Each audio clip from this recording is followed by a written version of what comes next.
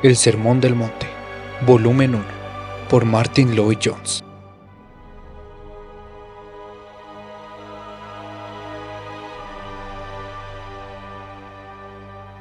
Capítulo 4. Bienaventurados los pobres en espíritu. Primera parte.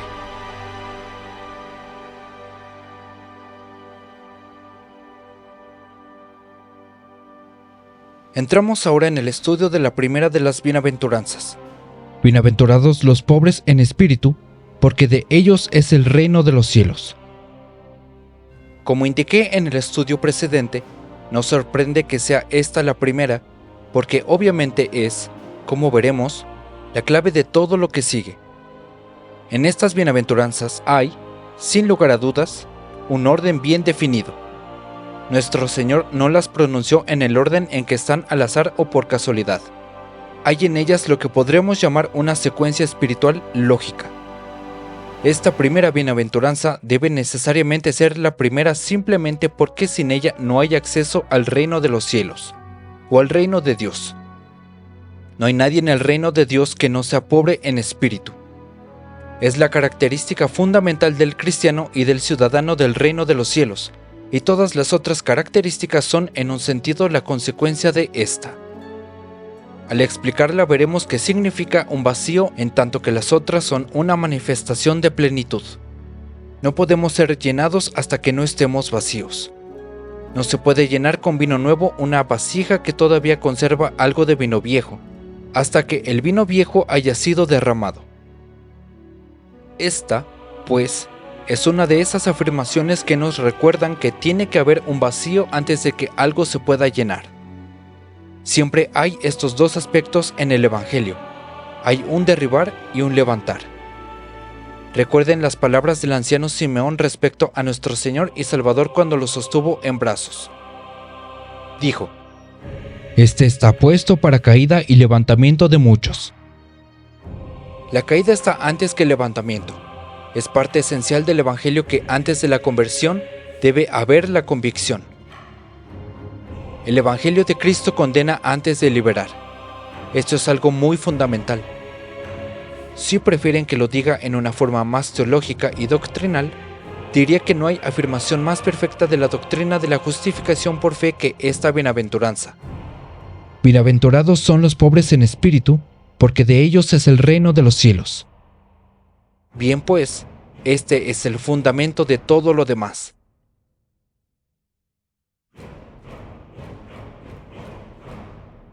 Pero no solo esto.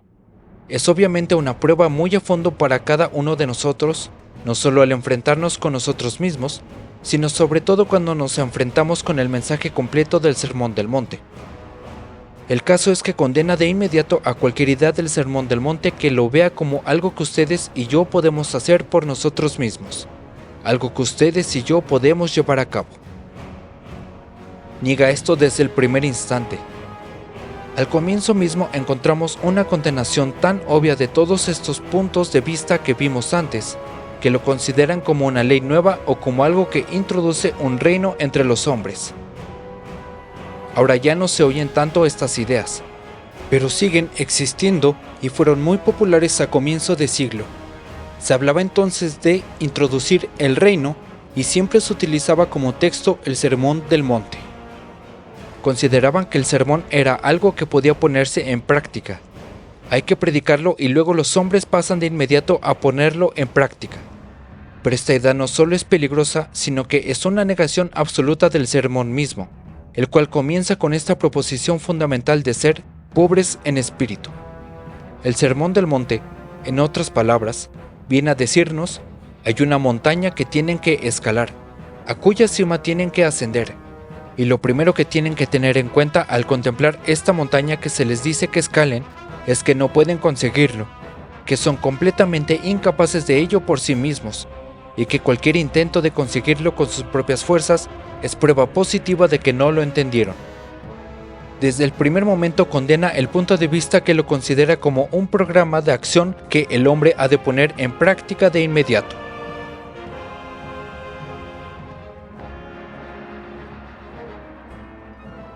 Antes de pasar a hablar del mismo desde lo que podremos llamar una perspectiva espiritual, hay un punto que hay que considerar respecto a la traducción de este versículo.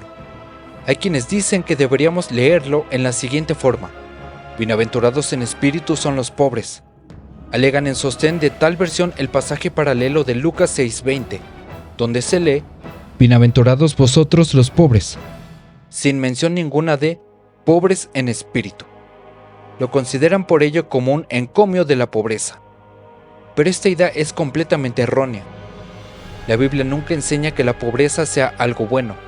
El pobre no está más cerca del reino de los cielos que el rico, si se piensa en ambos en el terreno natural.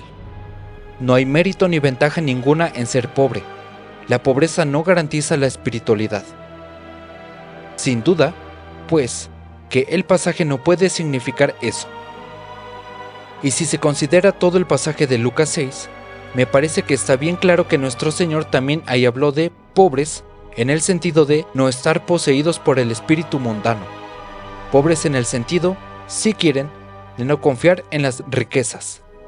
Esto es lo que se condena, el confiar en las riquezas como tales. Y obviamente hay muchos pobres que confían tanto en las riquezas como los ricos. Dicen: si tuviera esto y aquello, y envidian a los que lo tienen. Si sienten así, pues, no son bienaventurados. Por esto no puede ser la pobreza como tal.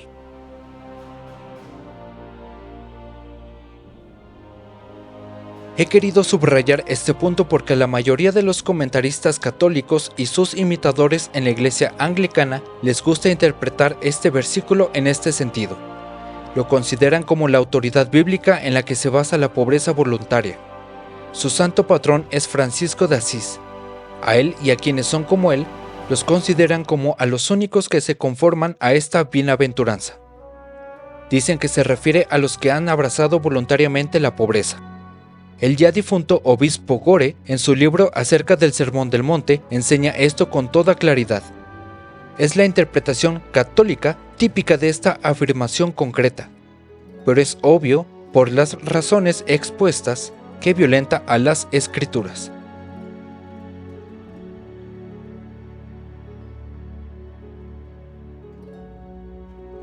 A lo que nuestro Señor se refiere es el espíritu, es la pobreza de espíritu.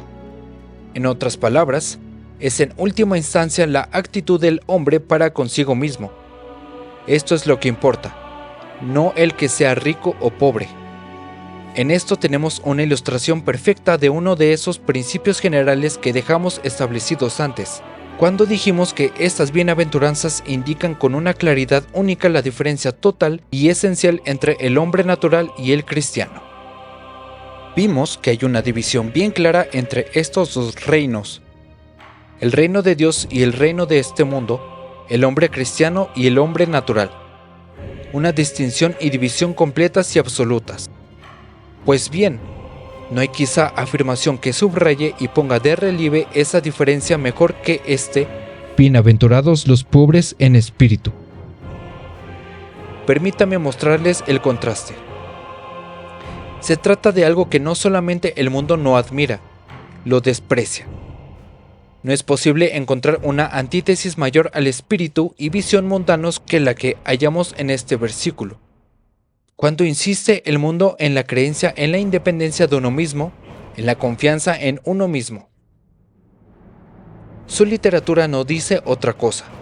Si se quiere prosperar en este mundo, afirma, hay que creer en uno mismo. Esta idea domina por completo la vida de los hombres de nuestro tiempo. En realidad diría incluso que domina la vida toda a excepción del mensaje cristiano. ¿Cuál es, por ejemplo, la esencia del arte de vender según las ideas modernas? Es dar la impresión de confianza y seguridad. Si se quiere impresionar al cliente, esta es la forma de conseguirlo.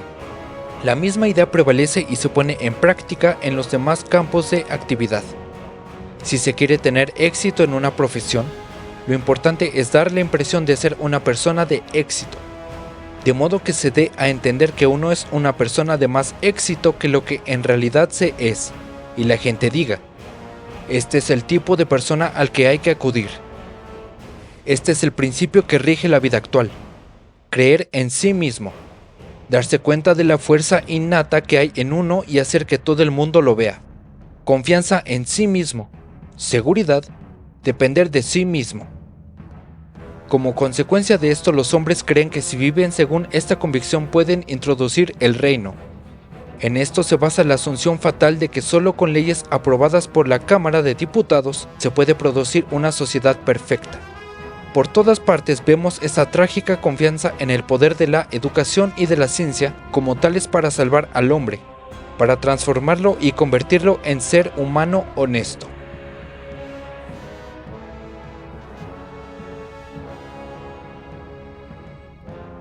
Ahora bien, en este versículo se nos presenta algo que está en contraste total y absoluto con esto, y es lamentable ver cómo la gente considera esta clase de afirmación. Hace ya siglos alguien criticó el famoso himno de Carlos Wesley, Jesus, Lover of My Soul. ¿A quién se le ocurriría, si quiere conseguir un trabajo opuesto, ir a ver al empresario para decirle, soy malvado y lleno de pecado? Es ridículo. Y por desgracia dijo esto en nombre de lo que consideraba como cristianismo. Creo que ven qué malentendido tan completo de esta primera bienaventuranza revelan estas palabras. Como les explicaré a continuación, no se trata de hombres que reconocen lo que son unos frente a otros, sino de hombres que se presentan ante Dios. Y si alguien siente en la presencia de Dios algo que no sea una absoluta pobreza de espíritu, en último término quiere decir que nunca ha estado uno frente a Él. Este es el significado de esta bienaventuranza.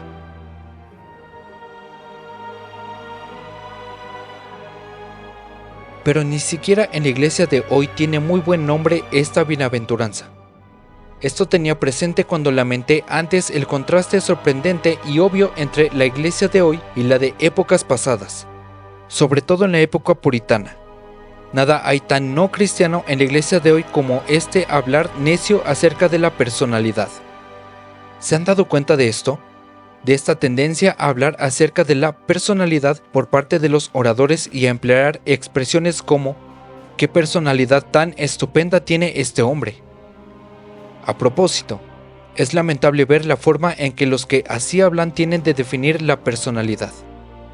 Suele ser algo puramente carnal, una cuestión de apariencia física. Pero, y esto es todavía más grave, esta actitud se suele basar en una confusión entre confianza en sí mismo, seguridad en sí mismo por una parte y la verdadera personalidad por otra. De hecho, a veces he notado una cierta tendencia de incluso no valorar lo que la Biblia considera como la virtud mayor, a saber, la humildad. He oído a miembros de una comisión hablar de cierto candidato y decir, sí, muy bien, pero como que le falta personalidad, cuando mi opinión de este candidato era que era humilde. Existe la tendencia a valorar cierta agresividad y seguridad en sí mismo y a justificar que uno se sirva de su personalidad para tratar de imponerla. La propaganda que se emplea cada vez más en la obra cristiana pone bien claramente de manifiesto esta tendencia. Cuando uno lee relatos de las actividades de los mayores obreros cristianos de otros tiempos, evangelistas u otros, uno se da cuenta de lo discretos que eran, pero hoy en día estamos viendo algo que es la antítesis más completa de esto.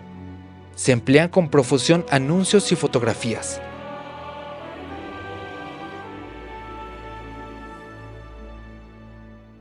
¿Qué quiere decir esto?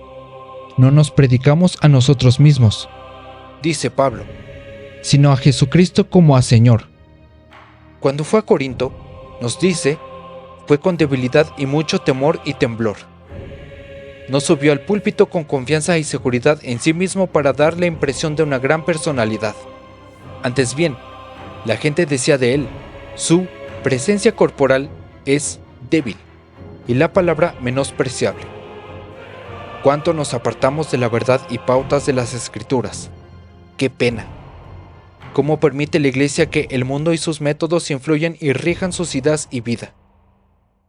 Ser pobres en espíritu ya no es bien visto ni siquiera en la iglesia como lo fue en otro tiempo y como siempre debería serlo. Los cristianos deben reflexionar en estos problemas. No aceptemos las cosas por su apariencia.